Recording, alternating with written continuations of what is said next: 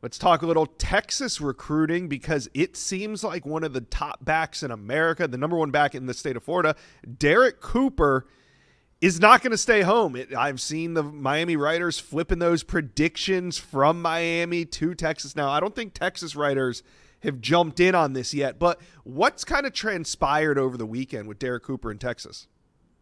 Yeah, well, this Derek Cooper recruitment has kind of started picking up steam around Austin probably a couple hours after the Texas staff learned that KJ Edwards was likely headed to Texas A&M back in mid-June. Derek Cooper has always been near the top of the board of most college programs in the country. But Texas, they had a handful of guys that they were in on. They have a new running back coach in Chad Scott. That kind of muddied the waters a little bit with the guys that Tashard Choice had built in with. Scott was the only guy that could actually get Cooper on campus in Austin. He hit a trip in April for a couple days, absolutely loved it, enough so that at the end of his official visits in June, he decided he wanted to cancel his announcement and he wanted to see Texas a little bit more closely. Fast forward a couple weeks, and now he's got an announcement for July 20th. And there's definitely the Texas buzz is real. They have prioritized this guy. They came with a big offer and a big opportunity to play early in Austin. And I think Cooper is strongly considering it.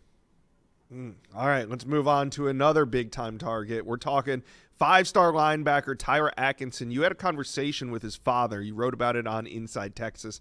What'd you learn about the Horns' chances at landing him?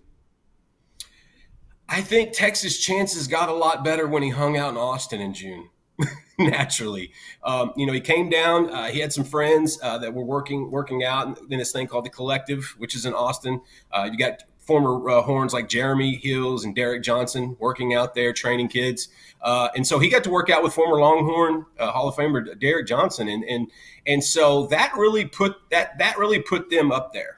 Because, there was a gap in this recruitment between Atkinson and Texas for a while, and that was because of Tashard Choice. He was actually the running point on that recruitment. When Choice went to Detroit to the NFL, they kind of lost that a little bit. Well, enter Steve Sarkisian. He has taken over this recruitment completely. He is the primary guy when it comes to Tyler Atkinson. The Horns are definitely in this. I think it's going to come down to Georgia and Texas, and I still think it's Georgia's to lose. I think Kirby Smart and those guys, I believe they offered him in 8th grade.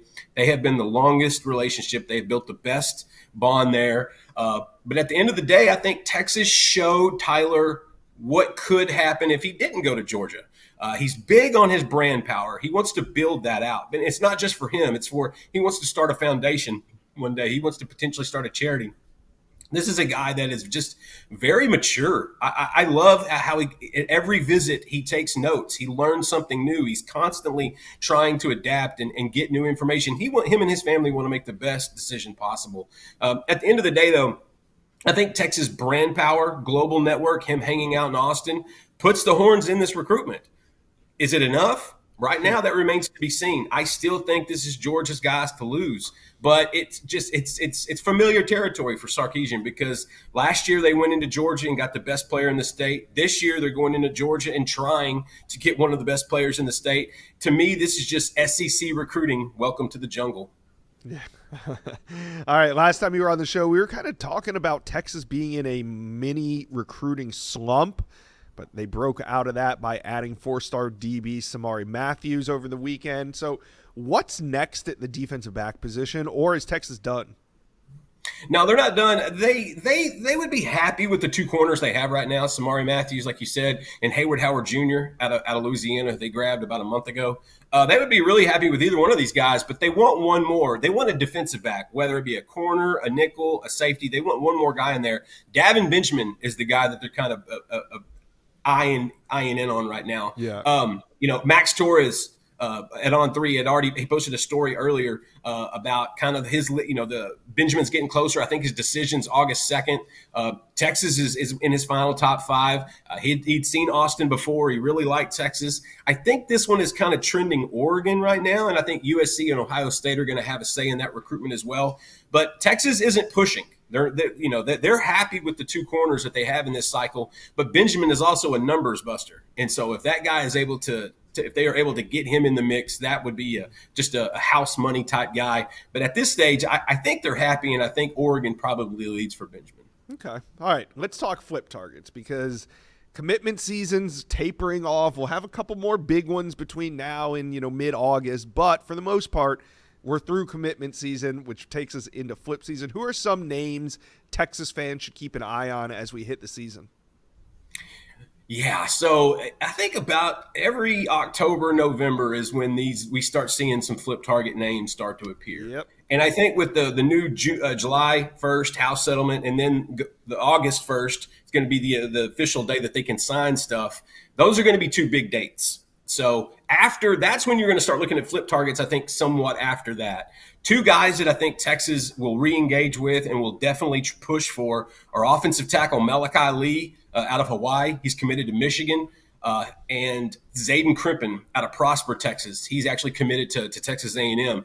The Horns have to get another offensive tackle in this cycle, and they know it. They already have two: 4-star John Turntine, under the radar, big time prospect Max Wright. This kid's got a ton of potential, but they want another one. They only took one tackle in 2025. They've got to get another one.